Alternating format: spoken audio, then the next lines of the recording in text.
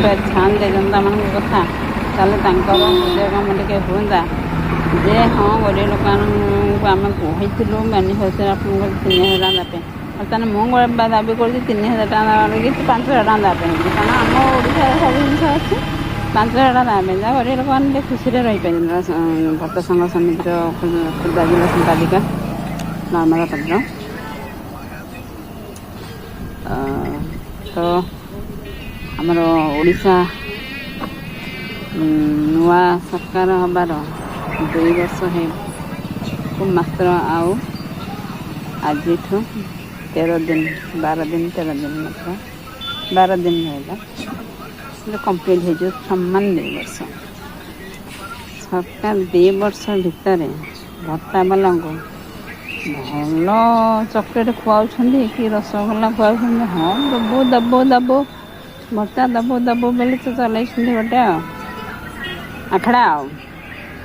କାହିଁକି ନା ଗରିବ ଲୋକ କିଛି କରିପାରିବେନି, ନେତା ମନ୍ତ୍ରୀଙ୍କର କିଛି କରିପାରିବେନି। ମନ୍ତ୍ରୀ ସହିତ ଏସି ରୁମ୍ରେ ଶୋଇଲେ ବସିଲେ ଆଉ ବୁଝିପାରିଲେନି ଗରିବ ଲୋକଙ୍କ କଥା, କାରଣ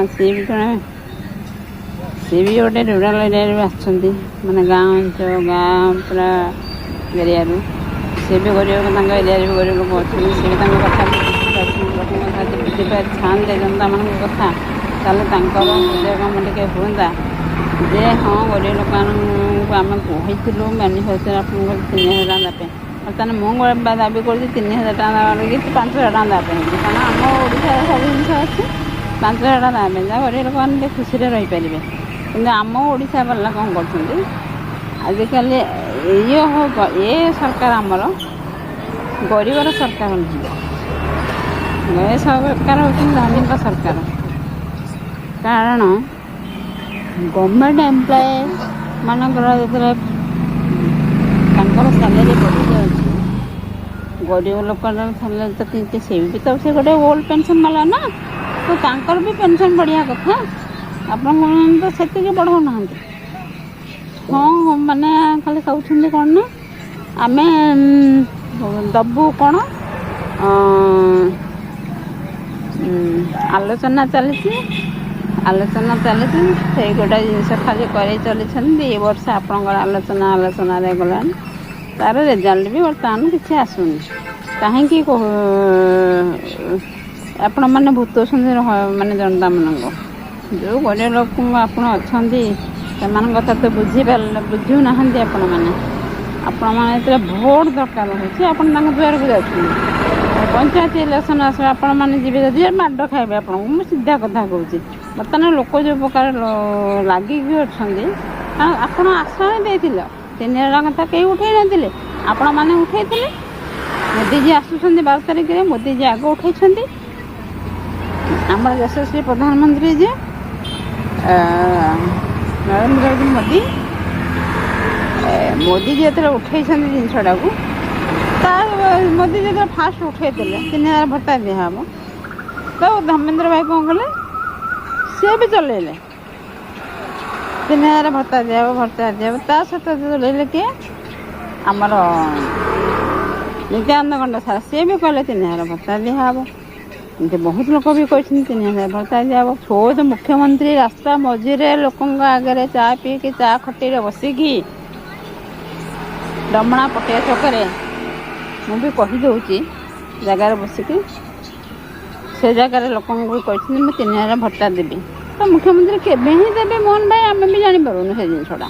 ଲୋକଙ୍କୁ ଦେବେ ବୋଲି 5 ବର୍ଷ ଏମିତି ସରିଯିବ, ଆଉ ଲୋକଙ୍କୁ କେବେ ଦେବେ? ଦେବା କଥା। ଆଜି ମୋଦିଜୀ ଆସୁଛନ୍ତି 12 ତାରିଖରେ, ଆପଣଙ୍କର 2 ବର୍ଷ ହେଉଛି।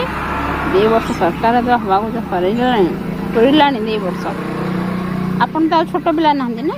2 ବର୍ଷ ଆପଣ ଯେଉଁ କହୁଥିଲେ ଯେ ଆମେ କମଳା ପିଲା ହେଇକି ଅଛୁ, ଠିକ୍ ଅଛି, 2 ବର୍ଷ ତ ହେଇଗଲାଣି। 2 ବର୍ଷ ତ କମଳା ପିଲା ହେଇକି ନାହାନ୍ତି ନା, ସବୁ ଜିନିଷ ଜାଣି ସାରିଲେଣି। 2 ବର୍ଷ ଭିତରେ ଏଇ ଗରିବ ଲୋକଙ୍କ କଥା ଟିକେ ବୁଝିବା ଦରକାର। ଯେମିତି ଗଭର୍ଣ୍ଣମେଣ୍ଟ ବାଲାଙ୍କର ସାଲେରୀ ବଢ଼େଇ ଦେଲେ, ସେମିତି ଗରିବ ଲୋକମାନଙ୍କର ପେନ୍ସନ୍ ବି ବଢ଼େଇ ଦିଅନ୍ତୁ।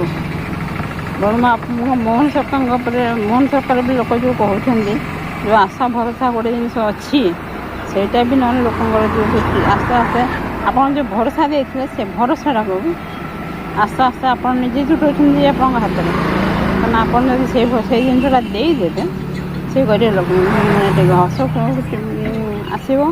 ଯାହା ହଉ ମୋହନ ସରକାର ଆସିଥିଲେ ବୋଲି କାରଣ ନବୀନ ସରକାର ଗୋଟେ ବୁଝିନଥିଲେ 1000 ଟଙ୍କାରେ ସୀମିତ ରଖିଥିଲେ 24 ବର୍ଷ ଶାସନ କରିକି।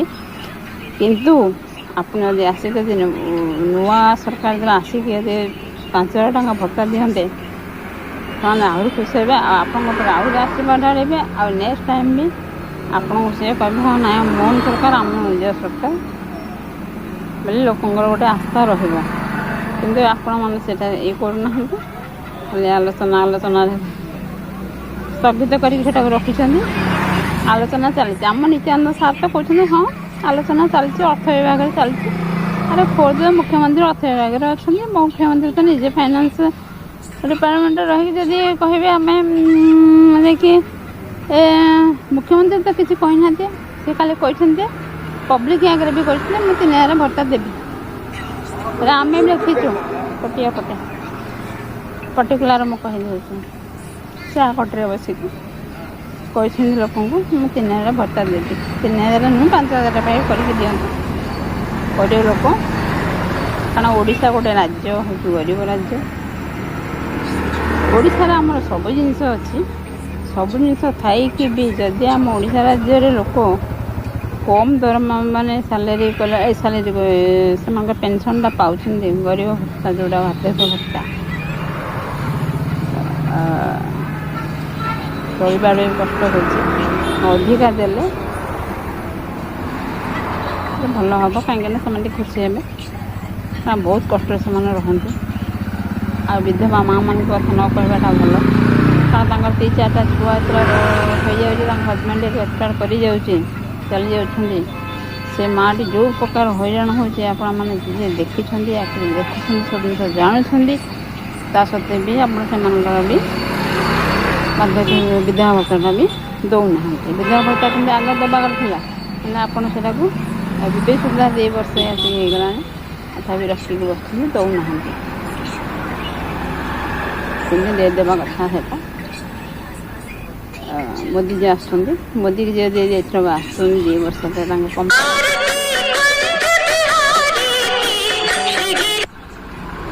ଇଏରେ ଆପଣ ଘୋଷଣା କରନ୍ତୁ 2 ବର୍ଷ ଉପଲକ୍ଷେ ଭତ୍ତାବାଲାଙ୍କ ଭତ୍ତା ଦେବା 5000 ଟଙ୍କା ଦିଅନ୍ତୁ କରିକି।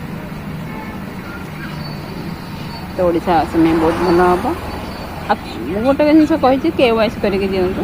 ଯେମିତି ଆମର ଖାଦ୍ୟ ଇଏରେ କାର୍ଡ଼ ଯେମିତି କଟିଲା KYC ଏରେ ବହୁତ ଲୋକ କଟିଗଲେ ସେମିତି ଭତ୍ତାରେ ବି ବହୁତ ଘୋଟାଲା ବି ହେଉଛି। ବହୁତ ଘୋଟାଲା ହେଉଛି। ଅଫିସରମାନେ ଘୋଟାଲା କରୁଛନ୍ତି, ଭତ୍ତାବାଲା ବି ଘୋଟାଲା କରୁଛନ୍ତି।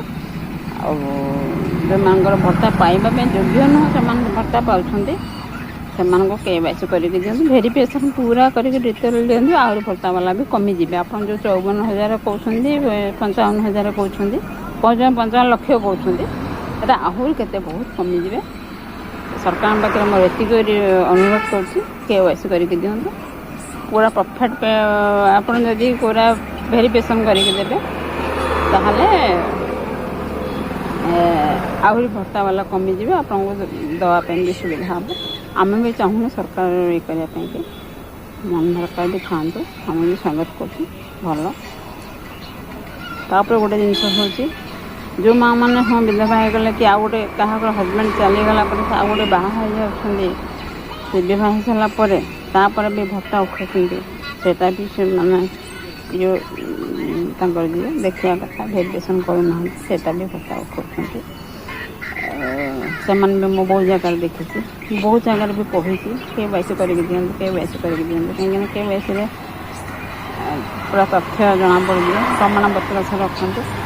ତ ଭତ୍ତାବାଲାଙ୍କର ଯେତିକି 54 ଲକ୍ଷ ଅଛନ୍ତି ଆପଣ ଯେଉଁ କହୁଛନ୍ତି ଆପଣଙ୍କ ହିସାବରେ ଆପଣ 56 ଲକ୍ଷ କହିଛନ୍ତି 56 ଲକ୍ଷରୁ ଆପଣଙ୍କର ଆହୁରି କମିଯିବ। କାରଣ ମୁଁ ସିଓର କିନ୍ତୁ ଯେହେତୁ KYC କରିଦେଲା ମାନେ ଆହୁରି କମିବେ। ଯେମିତି ଖାଦ୍ୟ ଆମର ଖାଉଟି ଇଏରେ କମିଲେ କାର୍ଡ଼ରେ ସେମିତି କମିବେ। ଯେତେଟା କମେଇକି ଦିଅନ୍ତୁ KYC କରିକି ସେମିତି ଭତ୍ତା ବଢ଼େଇକି ଦିଅନ୍ତୁ। ଜୟ ଜଗନ୍ନାଥ।